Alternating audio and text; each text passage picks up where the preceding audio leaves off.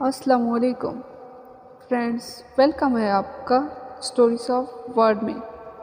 तो फ्रेंड्स, आज मैं आपके लिए एक बहुत ही खूबसूरत इंटरेस्टिंग स्टोरी लेकर आया हूँ। उम्मीद है आपको ये स्टोरी बहुत पसंद आएगी और आप मेरे चैनल को ज़रूर सब्सक्राइब करेंगे। तो आज की स्टोरी है नन्ही जल परी। तो स्टोरी शुरू करते हैं। नन्ही जल परी समंदर में खूबसूरत जल परियाँ रहती थी, जिनमें 6 बहनें थीं। इनमें 5 जल परियाँ बहुत खुश रहती थीं, लेकिन सबसे छोटी जल परी को समंदर में रहना बिल्कुल पसंद नहीं था। वो समंदर से बाहर निकलकर ज़मीन पर जाना चाहती थी। जब कभी वो समंदर की सतह पर आकर नीले आसमान ओढ़ते हुए परिंदों को देखती तो वो सोचती, समंदर से बाहर की दुनिया कितनी खूबसूरत है। एक रोज़ नन्ही जल परी बहनों को बताए बगैर समंदर की सतह से बाहर आ गई और सहल की जानिब जाने लगी।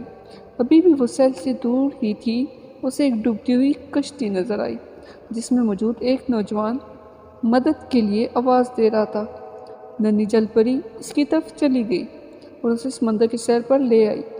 सैर पर पहुंचकर वह नौजवान बेहोश हो चुका था, तो नन्ही जल परी ने उसे एक चट्टान का सहारा दिया।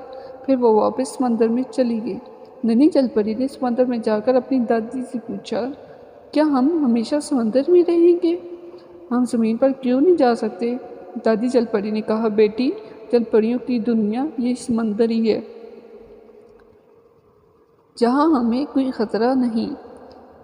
ज़मीन पर रहने वाले और हमारी दुनिया में बहुत फ़र्क है।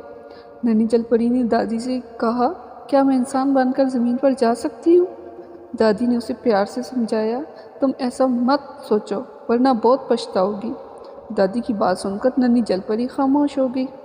वो सैल पर बेहोश पड़े नौजवान से दोस्ती करना चाहती थी, जिसके लिए उसका इंसान बनना बहुत ज़रूरी था। आखिरकार वो समंदर के जादूगरनी के पास चली गई और उससे कहा, आप मुझे इंसान बना दें ताकि मैं ज़मीन पर आसानी से चल फिर सकूं। समंदर की जादूगरनी नहायत मकार थी। उसने जल परी से कहा, मैं ये तुम्हारा काम कर सकती हूँ, लेकिन इसके बदले तुम मुझे क्या दे सकती हो? नन्ही जल परी ने जवाब दिया, मैं कुछ भी देने को तैयार नहीं।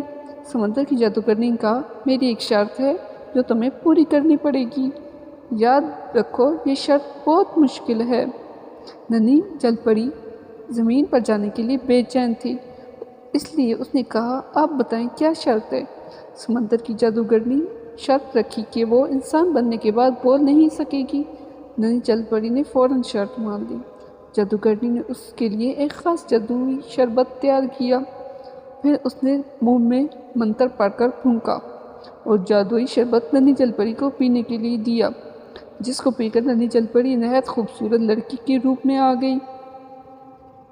नन्ही जल परी इंसानी रूप में आकर बहुत खुश हुई और इस समंदर के बाहर साहिल पर आ गई, जहाँ वो नौजवान मौजूद। इसने नन्ही जल परी को बताया कि वो दरअसल एक शहज़ादा है।